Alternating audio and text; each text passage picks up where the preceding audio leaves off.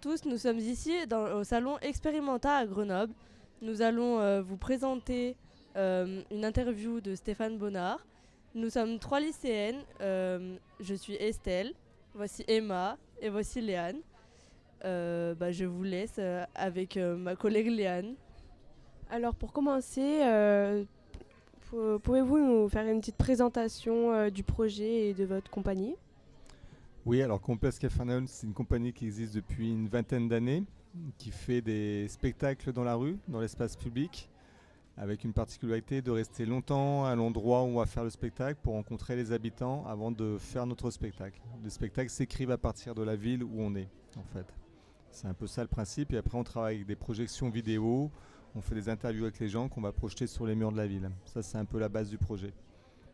Voilà. Et pourquoi ce salon ? Pourquoi ce salon ? Parce qu'on a été invité par l'Hexagone, on a fait un workshop avec Art et Sciences, avec des industriels pour développer un nouveau projet autour de l'énergie solaire. Voilà. Et du coup, vos spectacles sont alimentés par des panneaux solaires. Et on voudrait savoir quelle en est l'origine et qu'est-ce que vous présentez exactement en spectacle. Alors, nous, on est une compagnie qui est plutôt énergivore. C'est-à-dire qu'on fait du son, on fait de la lumière, on fait de la vidéo. Donc, on a eu envie de s'attaquer à cette histoire de l'énergie. Et donc, ici au salon, on présente une architecture du soleil, on l'appelle comme ça, parce que c'est des panneaux qu'on peut assembler dans tous les sens pour faire toutes les formes qu'on veut. Et dans ces panneaux, il y en a certains qui produisent de l'énergie, c'est des panneaux solaires. Et il y en a d'autres qui peuvent stocker l'énergie, c'est des panneaux batterie en fait. Voilà, donc ça nous permet après d'aller dans une ville et d'être complètement autonome avec l'énergie. Et au salon, on présente une petite forme donc, qui est alimentée par cette énergie, qui est un peu de ce qu'on appelle un entresort, c'est-à-dire que c'est pour très peu de personnes, c'est dans une boîte. Et c'est un film avec plusieurs images qui raconte un peu l'histoire de la compagnie et comment à un moment on s'en est retrouvé à devoir faire des choix en termes d'énergie, en se disant que l'énergie n'est pas illimitée et qu'à un moment il faut choisir ce qu'on fait avec notre énergie. Voilà un petit peu le principe de base du projet. Et d'après ce que vous avez fait, ça attire beaucoup de monde, ça ? Ouais, ça va. Oui, ça attire beaucoup de monde, ouais, tout ça.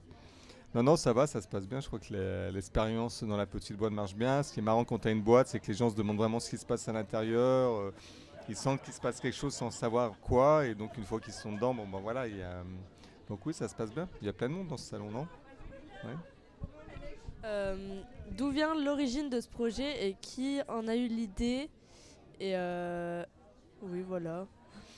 À l'origine, donc c'est un peu ce que je racontais de comment à un moment on essaye d'avoir un rapport à l'énergie un peu différent et pas juste se dire je me branche sur le 220 et puis voilà, de toute façon l'énergie elle est là et qu'en fait pour produire l'énergie c'est compliqué en fait.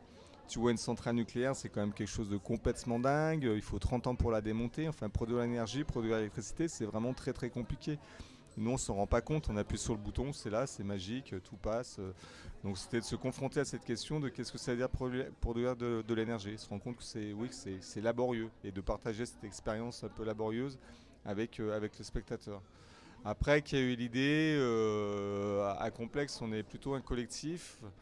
Donc moi, je pilote un peu les projets, mais c'est des choses qui sont partagées avec l'équipe, qui sont à la fois donc, des vidéastes, des musiciens, on a des architectes, on a des informaticiens, on a des ingénieurs. Enfin, c'est une compagnie de spectacle un peu particulière parce qu'il y a vraiment des corps de métier très différents, quoi. Et donc après, il y a une idée qui est posée comme ça en disant ouais, il faut qu'on travaille sur l'énergie. Puis après, très vite, on se met tous ensemble pour réfléchir comment on peut aborder cette question, chacun à l'endroit de sa compétence, le musicien, le vidéaste. Voilà un petit peu la manière de faire. Ouais.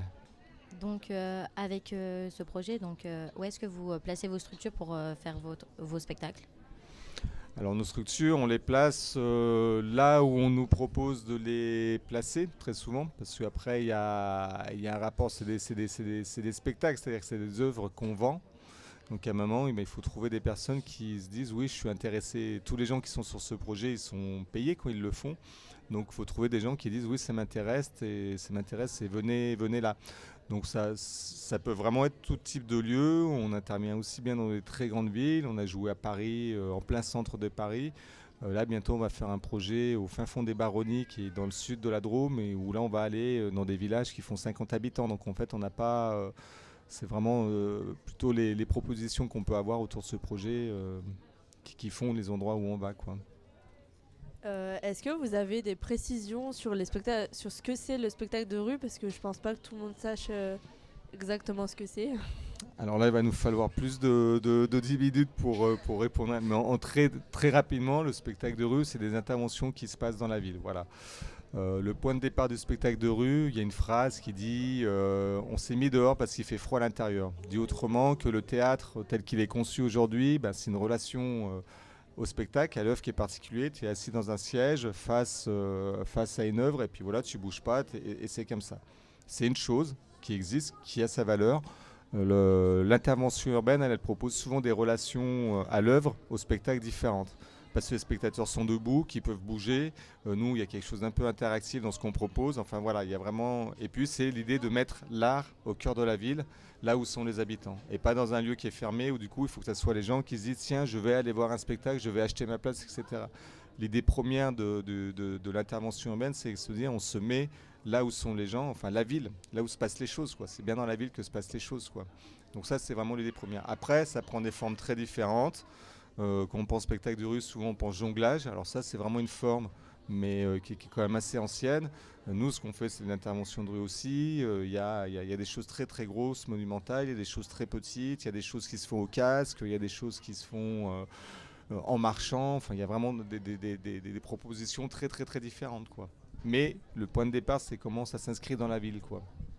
Voilà. Et donc ça arrive à intéresser beaucoup de personnes, ce phénomène? Le théâtre de rue ou nous, ce qu'on fait? Ce que vous faites, vous? Nous, ce qu'on fait, oui, on essaye. On essaye, c'est le principe. Après, ça dépend... en toute franchise, ça dépend des projets. Faire un spectacle, c'est pas une science infuse, il n'y a pas une recette. Donc il y a des projets qui marchent très très bien. Et puis parfois, il y a des projets qui marchent un peu moins bien. Et pourquoi ça a moins bien marché, c'est pas toujours évident, quoi. Quand tu fais un gâteau, même si et non, il n'y a pas de recette pour faire un spectacle. Enfin, il y a des recettes, il y a des outils, mais il y a un moment où il faut chercher, tu sais pas exactement ce que tu vas faire, puis parfois ça réussit, puis ça marche super fort, puis parfois ça marche un peu moins bien. Voilà, ça y est, c'est pas... Et est-ce que pour terminer, vous pourriez nous dire si vous avez des projets après le salon Experimenta Ah bah oui, des projets, on en a plein, ouais. On en a plein, on est une grosse équipe, on est une équipe qui tourne au quotidien avec une trentaine de personnes, et donc là on va aller faire un spectacle en Allemagne, on va aller faire un spectacle dans les Baronnies, oui, on a plein d'autres projets, on travaille sur plusieurs projets en même temps, ouais. On n'a pas juste qui est présenté là au salon. Voilà. Merci beaucoup d'être venu. Merci on à est vous. très content d'avoir pu vous interviewer. Moi aussi, d'avoir été Passez interviewé une bonne par fin vous. de journée. Merci à vous. Au revoir. Au revoir.